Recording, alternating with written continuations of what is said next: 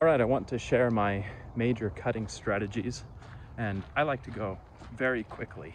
So for me, that means some balance of maximizing metabolism and minimizing each of the macronutrients, but that's something that can get ugly pretty fast. So I want to talk about how low you can go with those macronutrients and some tips and tricks to make it sustainable over time.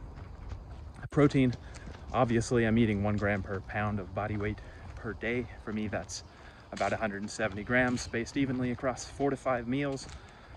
Fat is a little bit more of a consideration. It's very calorically dense, so of course we want to bring it as low as we can, but it's also very important for managing cravings that I'll talk more about later, as well as maintaining hormonal health. So my minimum recommendation is about 1/3 gram per pound of body weight per day. But especially as I get a little bit leaner, I like to bring that up even a little bit closer to about 0.4. But for me, that's about 65-70 grams of fat per day. I also like to space that out pretty evenly, just so I have more consistent nutrient availability. And I also think it helps with the cravings again. But for me, that's about 10 to 15 grams per meal.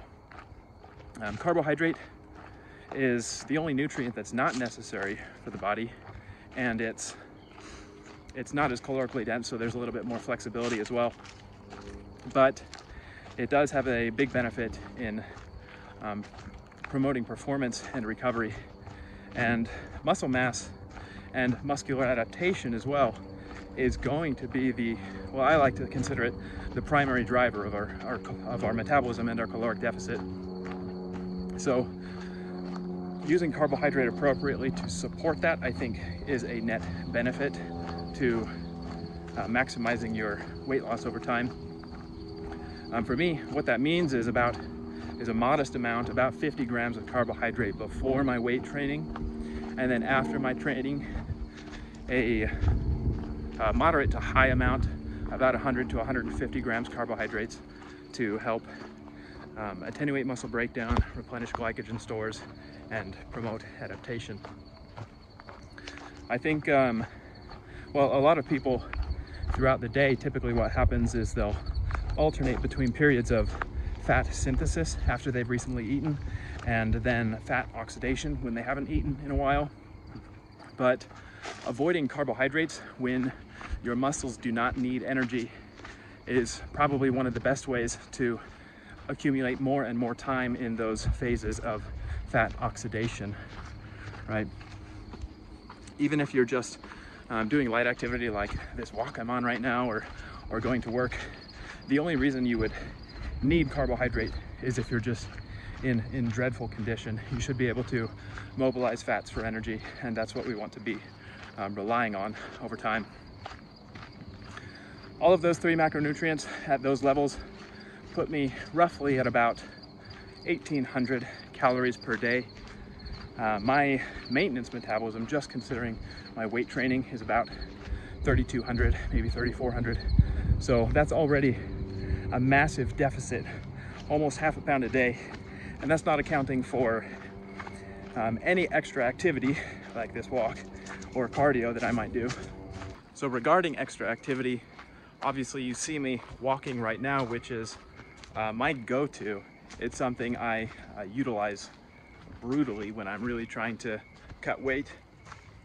If you just walk outside and walk at a brisk pace for about 30 minutes, you should be able to cover at least 2 miles.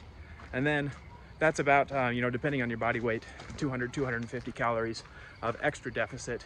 That's not something you need carbohydrates for. You can do that, even in a fasted state. It shouldn't fatigue you. It's just going to contribute to your deficit.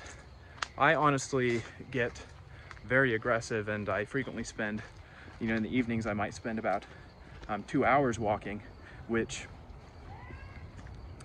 in that time I can cover about 10 miles, which I calculate to be about 1,200 calories. So if I do that 6 days a week, that's another 7,200 calories that week. It's not fatiguing. It probably helps me recover, actually, and that's an extra 2 pounds of body fat per week. 1 second, got to jump over this log. Epic. So little bits of activity like that. It's the same thing for cardio, or if you work a job on your feet or anything like that. It's just a little boost to your metabolism, and it's not something that you need to feed through with nutrition. So I love to accumulate as much mild activity as I can throughout the day. And after taking that into consideration, it's pretty easy to see how I'm getting up to calorie deficits that facilitate upwards of 4 to 5 pounds of weight loss per week. All right, the next thing I want to go through is managing hunger and cravings. And I like to differentiate between the two. To me, hunger is it's a feeling in your gut. It's more of a mechanical sensation that you just haven't eaten and your stomach is empty. Personally, I have no problem completely ignoring that. I find that as I eat lower amounts of food, I stop experiencing hunger entirely. And even when I do, it doesn't bother me. I just pretend it's not there. If that is something you struggle with, then I think the best solution I can offer you is to include fibrous foods, right? Choose carbohydrates like oats or something when you do, and include lots of fibrous vegetables, right? Even something like broccoli or asparagus. That might help manage hunger for you. Cravings to me is an entirely different beast. That's something that happens in my head, right? That's where I might not feel anything in my stomach, but I just have this thought that I need or I really, really want sometimes specific foods, or sometimes I just want to stuff my face. And to me, that is a danger sign. I usually take cravings as a sign that you have, well, the best way is to prevent them entirely, right? Usually when I experience a craving, I take it as a sign that you have either had insufficient micronutrition, right? Meaning vitamins and minerals, insufficient dietary fat, right? Which is why I recommend being extremely cautious with your fat intake and making sure you hit that minimum, or insufficient salt, right? So as someone who eats mostly whole food products, I try to make sure I salt everything for that reason. As far as the micronutrition goes, if you're choosing whole food products, you should be mostly okay. But it's probably a great idea to include a multivitamin as well. I recommend just taking that with your biggest meal of the day. And those three things should help you curb cravings, as I would describe them. But in my experience, if I do start to get cravings, the only solution is to satisfy it. Maybe there are people stronger than me out there, but I will go absolutely insane. So as far as satisfying them goes, I go for junk food, right? I have a huge sweet tooth. I'll just have a bowl of ice cream, but when I'm treating them, I try not to go crazy all at once. I try to have like a modest bowl of ice cream or something, and then wait an hour or two and see if it subsides. And then usually by doing that, I can prevent myself from just going absolutely crazy and gaining 2 pounds back in one day. It's pretty easy for me to eat 7,000-8,000 calories worth of ice cream. So if you follow those principles, you should have not only a gnarly calorie deficit, but you should also have plenty of nutrition to support both your general health as well as continued progress in the gym. So the final thing I want to talk about is social circumstances, which have an often underestimated effect on dietary behavior.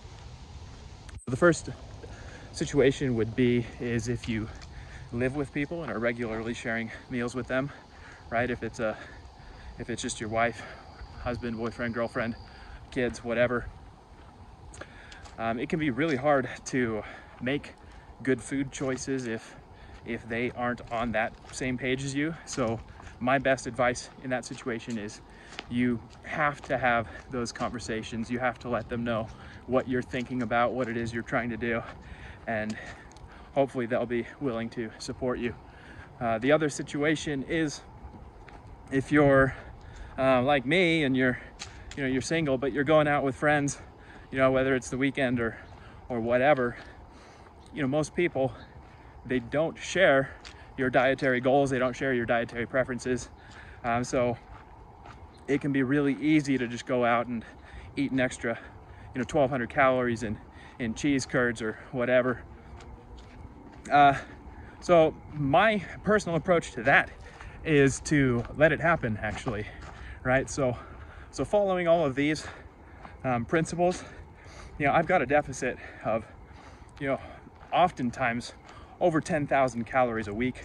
So if I go out twice a week and have, an extra 2,000 calories both of those times, that's a lot. You're probably not going to get that high, but I've still got plenty of deficit to keep seeing progress.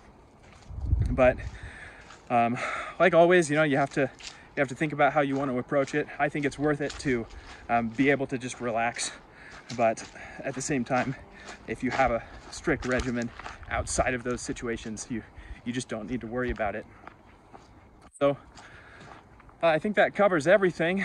Those are the things I think about.